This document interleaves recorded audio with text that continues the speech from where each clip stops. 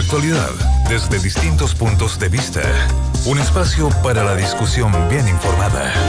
El Mostrador en la clave. Con el equipo del Mostrador. Tenemos libros para regalar hoy día. Corrupción a la carta, las malas prácticas sobre la mesa, de Tamara Áñich y Susana Sierra, de Ediciones B. Está aquí para que ustedes lo pidan con hashtag Combinación Lunes. Y yo, Rubén Darío, Memorias de Ultratumba de un Rey de la Poesía, de Ian Gibson, también lo tenemos para regalar con el hashtag Combinación Lunes. Estamos con el Mostrador en la clave. Tenemos a Mirko Macari y a Marcela Jiménez. ¿Cómo están ambos? Hola, Fernando. ¿Qué tal? Buenos días. A ver, denme sus primeros inputs necesarios, porque ya uno tiene la cabeza media quemada con todo lo que ya tenía un exceso de datos Excel. Ya tengo unas ganas de irme a Tahití. ¿Disparas tú o disparo yo? Yo creo que lo más notable es que quedó en evidencia que la derecha llegó a votar hasta las nanas, ¿no? Incluido el púdol y los jardineros. La nota de la Marcela hoy día en el Mostrador, un poco decíamos eso, o sea, que hubo una estrategia diseñada por llevar a votar al voto duro de la derecha. Ese voto duro concurrió en masa, disciplinadamente. Quedó demostrado que Piñera podía, no sé, tener un ataque de epilepsia en el debate y iban a ir a votar por él. Le pueden encontrar una prostituta muerta en la maleta del auto y van a votar por él, porque te vi anoche en Tolerancia Cero y estoy 100% de acuerdo con Fernando Villegas. Yo había pensado lo mismo, o sea, lo que mueve a la derecha es el miedo. La derecha está movilizada por miedo y Piñera no es un voto, el voto por Piñera no es un voto por Piñera, no es por el carisma de la persona, es porque Piñera es el voto útil para detener a un gobierno, ¿no?, que va a ir más allá del proyecto histórico que la derecha defendió, y a eso le teme mucho. Bueno, de hecho ayer decían en el Comando Piñera, reconocían que efectivamente habían usado dos técnicas o dos estrategias básicamente. Una, decir que no se podían quedar en la casa porque no era seguro el triunfo, y en la otra que Piñera era la carta útil para poder sacar a la izquierda la nueva mayoría del poder o evitar que siguieran en el poder, y que habían apostado puntualmente a ese voto más duro de Chile Vamos, y que de acuerdo a los cálculos de lo que se obtuvo ayer representa el 72% de lo que obtuvo Chile Vamos en la elección municipal. Si ya las elecciones municipales muchas veces son una votación muy de partido, donde los partidos se movilizan a sus redes efectivamente, y es una de las elecciones donde se cuentan la fuerza electoral de cada colectividad. En Chile Vamos ayer consideraban eso, que habían logrado tener el 72% de ese voto duro ya en el bolsillo para partir. Pero esa misma estrategia le plantea un desafío sumamente importante a Piñera, porque muchos consideran, si bien consideran que la estrategia de Chadwick fue muy acertada de ir a este voto duro, muchos consideran que a partir de ahora Piñera tiene que dar un giro, que el Piñera que vimos en las primarias obviamente se le puede hacer más cuesta arriba ganar la elección con una estrategia tan dura como la que se vio estos meses. Y por eso que anoche, de hecho, fue muy sintomático el tema de Osandón. Efectivamente, Osandón perdió todo, pero yo creo que sigue manteniendo algunas de sus cartitas bajo la manga. Hubo gestiones desde los últimos 15 días, pero sobre todo después del debate y durante toda la semana desde RN. Y fue muy clave el tono en que habló Osandón. Cuando mostraron en la pantalla gigante en el comando y aparece Osandón, la pifiadera fue horrible, pero así le gritaron de todo. Y cuando Osandón dijo que era derecha, le decían, claro, ahora te acordás, y le gritaban, pero de todo. Pero una vez que dijo que había ganado Piñera y que había ganado bien y que reconocía esto, fue aplaudido. Y cuando Piñera lo menciona en el discurso... No hay nada como el hijo pródigo, ¿verdad? Claro, está volviendo, pero... Cuando vuelve al redil el descarriado... El descarriado, esto va a ser así. Claro, los papás abren los brazos y lo integran. Y lo minimizan, lo ponen en el sótano, pero... Claro. Llegó Leopoldo Pérez anoche al comando. Y eso no es menor, es el diputado que estaba con... Entonces... El único. Y el jefe, pero no es cualquiera, pues el jefe de la bancada. Entonces, ayer lo que decían era que si bien lograron despejar parte del dolor de cabeza que era Osandón, que precisamente el tono del discurso y la disposición, y dicen que va a generar problemas hasta noviembre, pero sí consideran que la gran tarea ahora es cómo Piñera logra captar, porque es voto duro de Osandón el que obtuvo él. No es voto... Son 60.000 votos más de lo que él obtuvo en la senatorial. En la senatorial. Y eso consideran que es voto más de él, no es voto Chile Vamos, no es voto... No es un voto endosable. Endosable. Entonces, claro, ahí consideran que es muy clave lo que Osandón vaya a hacer en estos meses. A mí me contaron de encuestas presenciales en Puente Alto que hablaban de que, muy medio en detalle, de que el 70% de ese voto de Osandón de ayer es solo de él, es decir, es un voto que va al carisma de Osandón. Exacto. Y que se va a repartir también entre figuras carismáticas, es decir, alguna parte de ese voto podrá ir a Piñera en la medida que interpreta, pero puede ir a Nueva Mayoría, puede ir a Frente Amplio, puede ir a parlamentarios de otros bloques, ¿no? Sí, una cosa que también decían anoche la derecha, porque como circuló mucho toda esta cosa de la supuesta campaña de ir a votar por Osandón o por Kast para evitar que Piñera llegara a primera vuelta, etcétera, a la luz de las cifras, consideraban en la derecha que si hubo algo de eso, no fue muy relevante, porque el grueso de la votación de Osandón precisamente fue en Puente Alto y la Florida. Ese es el grueso, y esa es votación que pertenece a él, que pertenece al alcalde Codina y a Leopoldo Pérez. Entonces, si se le puede extrapolar a esta campaña algo en la votación de Osandón, es en el resto de las comunas o en regiones, pero consideran que es bastante menor. Además, dieron un dato que no es menor. Esas campañas son bastante difíciles, son más fáciles cuando había voto obligatorio que cuando hay voto voluntario. O sea, si no eres militante de partido, levantarte, partir, ir, hacer la cola y votar, para votar por el candidato que no te gusta, para votar por el sector que no te... es bastante más complejo, no estoy diciendo que no haya sucedido, pero es bastante más complejo de hacer que cuando había voto obligatorio. Tiene menos incidencia. Claro, tiene menos incidencia, tiene menos efectividad ese tipo de campaña. Y por último, lo otro que quería comentar era que ustedes estaban hablando con Felipe Kast antes que nosotros llegáramos y bueno, dicen que queda en una posición bastante compleja. No hay que olvidar que al igual que la Nueva Mayoría y que el Frente Amplio, Chile Vamos está negociando su plantilla parlamentaria, algo que siempre ha sido tortuoso para todas las coaliciones, pero en la derecha puntualmente ha sido bien canibalesca siempre esa negociación. Y ahora teniendo además cuotas y teniendo... Cuotas, exacto. Entonces es mucho más... Y Kast queda, y Evópoli puntualmente quedan en un muy mal pie de acuerdo al resultado de ayer. O sea, van a tener que más que conformarse con los que les den que andar pidiendo o exigiendo.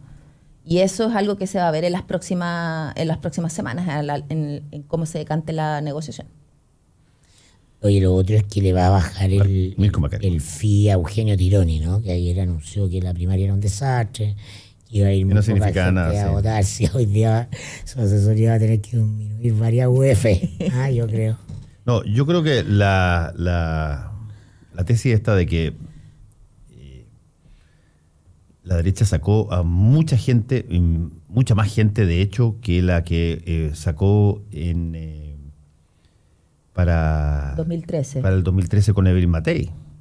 No así en el balotaje. En el balotaje sacó más o menos 2.100.000 y tantos votos, pero sacó 1.600.000 en la primaria. En la primera vuelta. En la primera vuelta sacó 1.600.000 y la primaria solamente de Chile Vamos hoy día sacó 100 y tantos mil votos más que eso.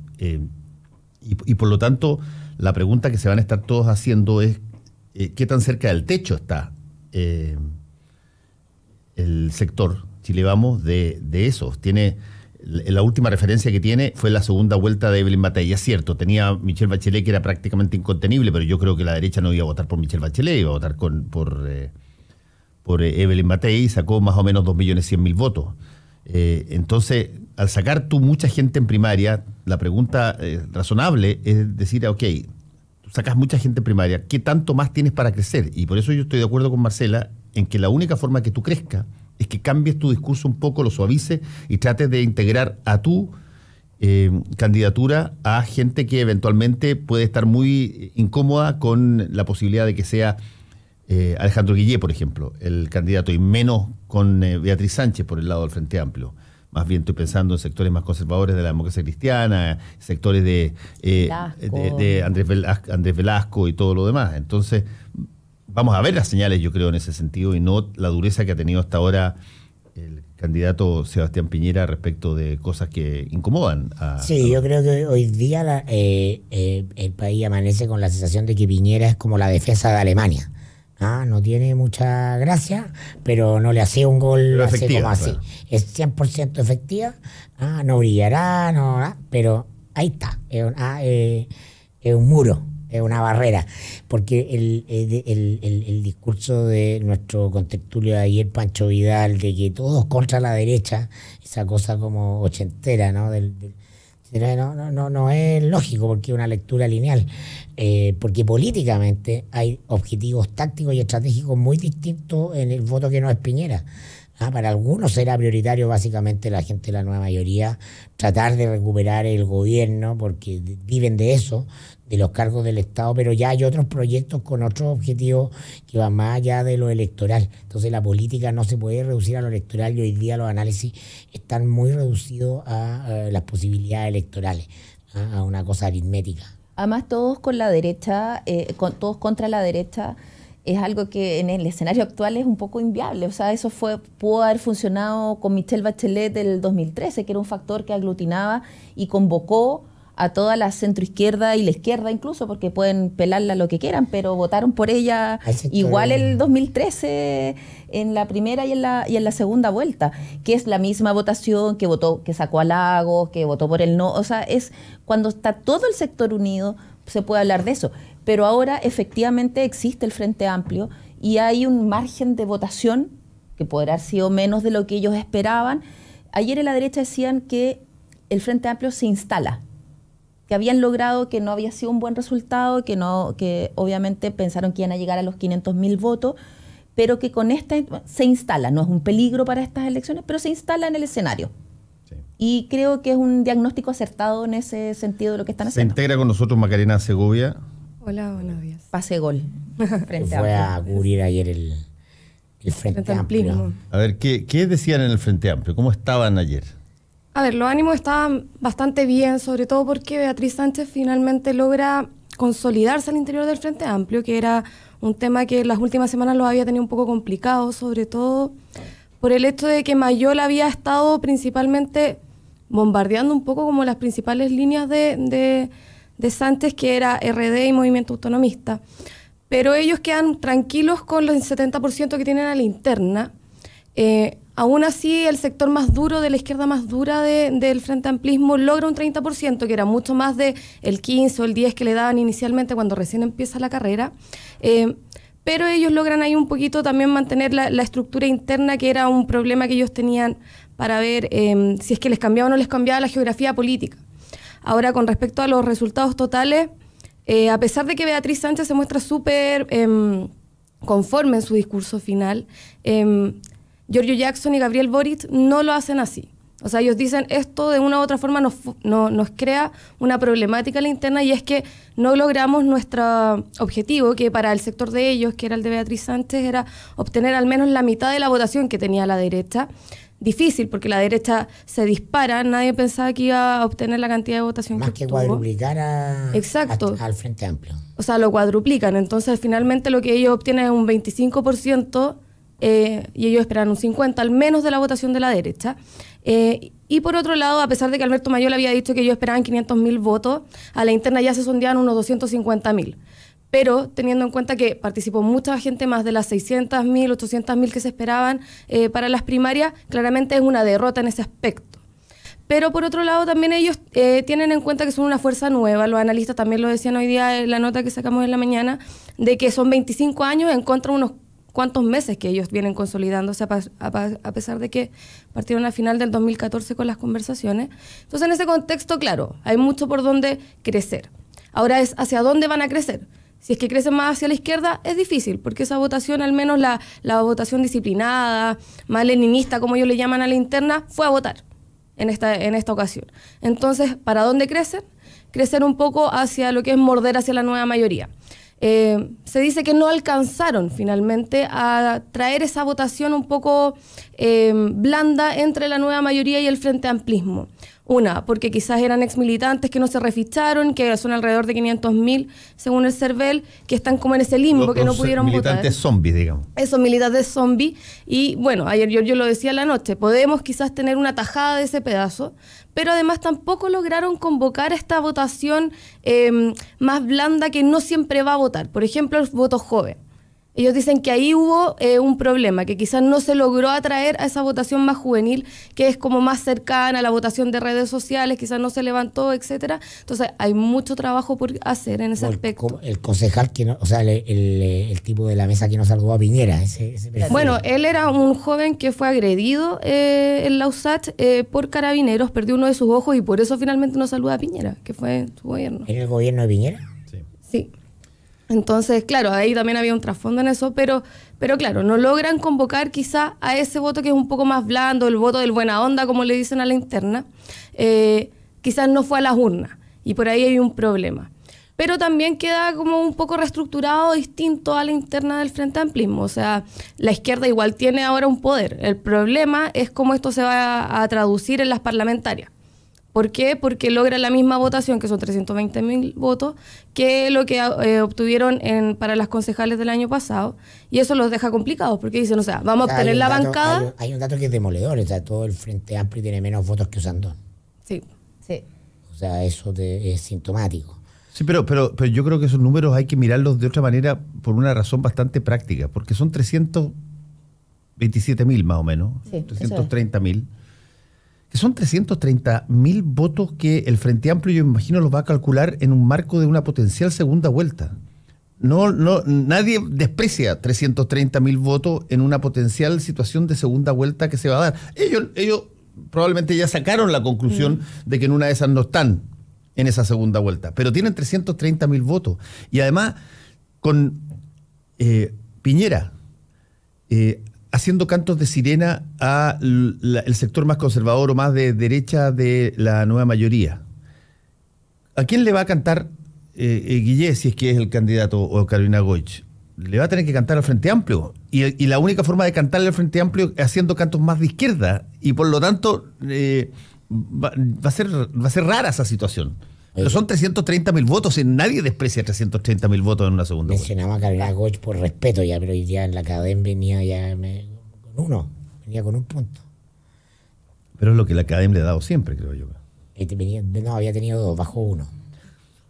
Bajo el 50%. Por eso te digo. Bueno, ahí va a ser súper interesante lo que pasa el 28 y 29 de julio, que está convocada una junta donde teóricamente se va a discutir solamente la lista parlamentaria, pero hay bastante gente dentro de la democracia cristiana que quiere también discutir la situación presidencial y vamos a ver si es que eso se da. Sobre todo un grupo parlamentario que está muy asustado y que quiere negociar porque si bien toda la nueva mayoría dice es al unísono el discurso, pero sobre todo desde el PS son tajantes en que si hay 2 candidatos no hay negociación de lista con ellos.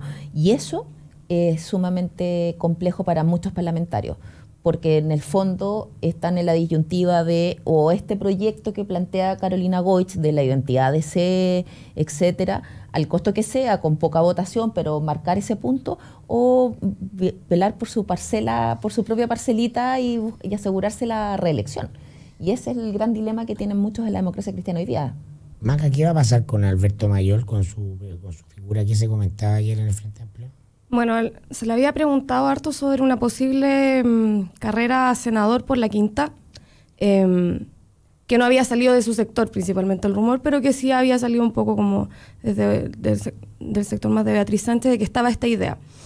Él lo descartó completamente, dijo que sería una falta de respeto el hecho de ir a una candidatura porque si tú pierdes la presidencial, finalmente lo que haces es dar ese capital político para tu sector y no para ti mismo. Lo había comentado también en la semana pasada con nosotros.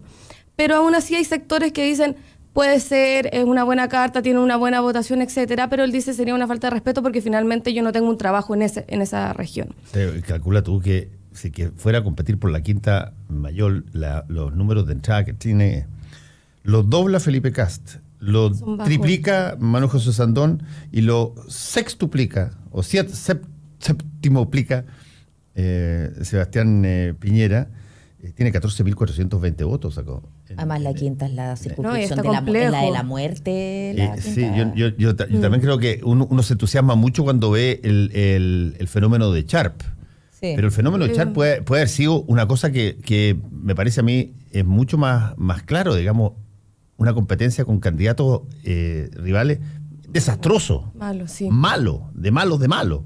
Por lo tanto, tú ganaste, hiciste una buena campaña, sin duda, y el hombre trabajó y toda la cuestión, pero de ahí a concluir que la región de Valparaíso es una región pródiga para el Frente Amplista. No, es complejo. Además, el PH y RD tienen candidato a El senador. lugar natural de influencia de poder de Mayol debería ser el programático. Pero ahí choca con Claudia Sangüesa, ¿no? Que y con Nicolás Grau. El cerebro Excel de Beatriz Sánchez, y con una cuestión que es un poco excluyente en términos de poder o muy compleja de resolver, que es que Mayol desafía su personaje dentro de la izquierda, desafía las matrices del grupo RD. Es ¿no? complejo Cómo se está eso. construyendo ideológicamente, cómo está viendo el país, incluso ahí chocan, y eso es difícil. Son modelos políticos distintos de futuro. O sea, Mirar sobre el país también diferente de es finalmente cómo vaya a públicas, aportar. sí. Mira, es bien interesante lo que pasa con el Frente Amplio en su variable, llamémosla, urbana grande y el resto del país. Prácticamente creo que 52% del voto de Beatriz Sánchez es en zonas de centros urbanos muy grandes y las principales ciudades, Santiago, Valparaíso, Concepción, qué sé yo. Creo que el 49% o 50% más o menos también de Alberto Mayol es exactamente el mismo fenómeno. Son fenómenos urbanos, no son fenómenos de... fenómenos de élite. Claro, son fenómenos exactamente de cascos urbanos donde hay universidades, donde hay gente joven y no han logrado todavía generar una situación de despliegue en todo el país de tal manera de recibir votación. Yo te diría que esté distribuida un poco más transversalmente a través del territorio nacional. Son básicamente candidatos todavía que generan sus votaciones en básicamente 3 ciudades. Es cierto lo que tú planteas, me están recordando, de hecho, si bien es cierto eso, pero también es cierto lo que planteabas antes, la votación total que obtuvo el Frente Amplio ahora representa el 5% de lo que fue la votación en la primera vuelta del 2013. Entonces, es un 5% que en una elección, en una campaña de segunda vuelta va a ser absolutamente clave. Sí, el problema es, claro, puede que no se hayan cumplido los objetivos de ellos, etcétera, pero van a tener algo que decir y van a cumplir un rol, eso está indudable. O sea, pero más allá de lo electoral, de decisiones políticas, yo siento que la Beatriz Sánchez lo he dicho acá antes, o sea, el discurso que ella tome es muy decisivo para determinar su resultado electoral. Ella tiene capacidad de crecer en la medida en que ella se presente como una candidata antipolítica, porque es lo que permea a todo el país, urbano o rural, joven, rico, viejo, pobre, es la indignación con la clase política, no es el modelo. Entonces ella tiene una oportunidad en la medida en que se plantea como alguien que viene desde afuera a moralizar la política.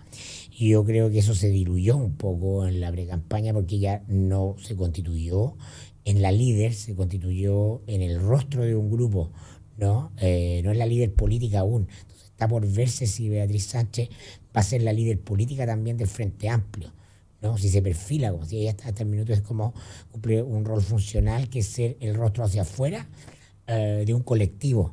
Y en su discurso ella hablaba frecuentemente del Frente Amplio, lo repetía.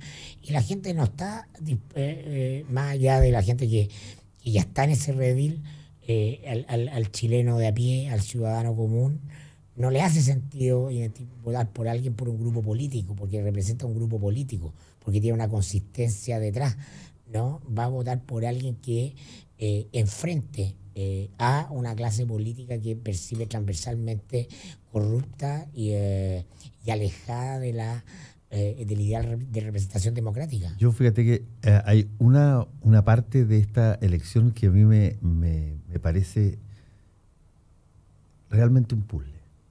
Lo he tratado de mirar, he tratado de buscarlo.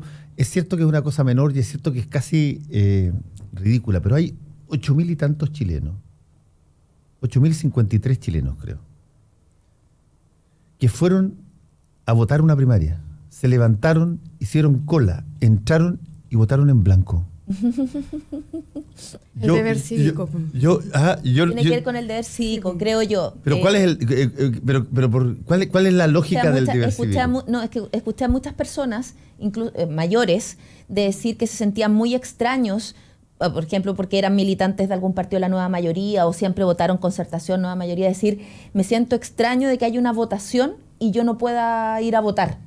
Entonces yo creo que hay gente que tiene ese concepto de que hay elección y hay que ir. Entonces, pero en todo caso, hoy no te gusta lo encuentro admirable. Me encantaría conocer a ese tipo de personas. Decir, mira, yo fui a votar, me levanté, hice la cola, porque en algunos lados había unas colas brutales. Sí, a mí también me tocó una cola muy grande. Agarré la papeleta, me la pasaron, qué sé yo, y la doblé y no voté por nadie y me fui. O sea, hice un acto cívico, efectivamente, pero sin contenido, digamos. Claro, porque por último anular uno deja un mensajito ahí en el voto. Hubo bastantes anulados y yo creo que de los anulados, que son 50 y tantos mil, son 56.000, es harto. De los anulados, yo te puedo asegurar que la gran mayoría de esos anulados son personas que marcaron en el voto independiente el ticket por un candidato del Frente Amplio y un candidato de Chile Vamos y le anularon el voto. Sin tener clara conciencia que tenían que votar solamente por uno. Sí, había bastante confusión en la gente. Incluso yo les dije a la mesa donde yo voté, porque cuando la cola se demoraba harto, veíamos que no le decían eso a la gente cuando le entregaban el voto. Pero yo creo que es la típica cosa que tú tenés que decir, porque ¿cómo votar? Recuerde que tiene que marcar solamente una preferencia en este voto. No sé si les pasó a ustedes, pero a mí en mi mesa cambiaron los vocales. O sea, estaba con vocales nuevos. Entonces la mesa más iba muy lento y yo creo que estaban muy a caballo los vocales con ese tipo de cosas, creo yo. Una campaña más fuerte con respecto, o sea, a nivel, no sé, televisión, radio, de enseñar cómo votar en estas primarias finalmente. Y eso también se criticó harto, o sea, como la falta de una función más activa de parte del gobierno a la hora de enseñarle a la ciudadanía cómo el votar en las primarias, más allá de si es que las propicia o no las propicia. Pero ojo, porque ahí el gobierno siempre dijo algo, o sea, hay algo que es cierto, o sea, se hizo todo lo que había que hacer, pero recordemos que el proceso de primarias le correspondía, o sea, legal, es del CERVEL. Ayer la vocera lo dijo. CERVEL el que tuvo pero que no hacer. la publicidad. ¿No la publicidad? No, la publicidad pública, campaña, esa no es del CERVEL. El CERVEL te coloca en su página web todas las cosas y pone todas las situaciones ordenaditas de dónde se vota, etcétera, acá y allá, y hasta ahí llegamos. Si que tú quieres informar a la ciudadanía, hacer una campaña, eso tierra de nadie. Es una situación de Estado, yo supongo. Pero, a ver, a mí me encantaría saber si es que hubiese habido primarias en la Nueva Mayoría, si es que no hubiese habido una campaña oficial. Buen punto. Es un contrafactual que no lo vamos a saber, pero me encantaría saber si es que hubiesen todos esperado que el CERVEL pusiera algo en la página web y no hubiesen sacado, acuérdense que tienen que votar, esta es la forma de votar, qué sé yo, y se gastaron unos pocos molacos en sacar un par de spots en radios y en televisión. Sí, buen punto.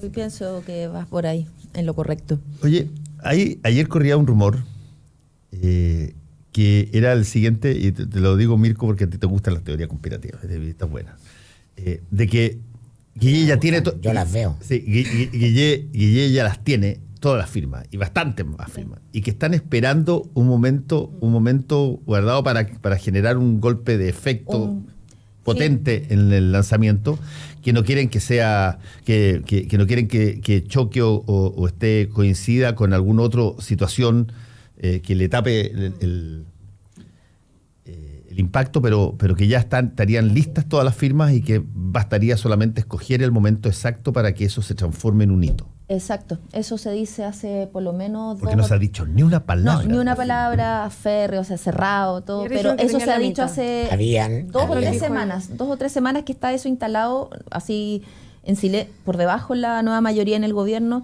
de que en el fondo las firmas están, que son más de las que se necesitan y que precisamente se está buscando el hito para suplir además lo que fue la ausencia de la nueva mayoría de estos debates, de las primarias, de estar afuera y el costo de eso, y se está buscando el momento exacto. La María Humán, la periodista que estuvo reporteando Guillé en el Mostrador esta semana, me contaba que había una tesis de tirar la inscripción de la candidatura antes de la primaria. Obviamente no se verificó, pero que en algún minuto se consideró.